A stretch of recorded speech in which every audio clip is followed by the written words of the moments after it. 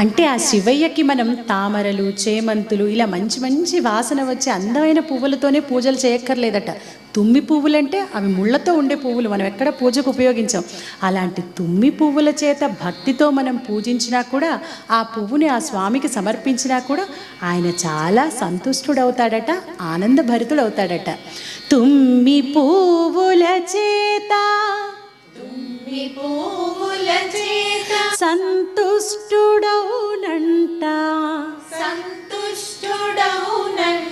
తామరలు చేమంతులకు ఆశపడడంట, శివ పూజ చేయగా చింతేల మనసా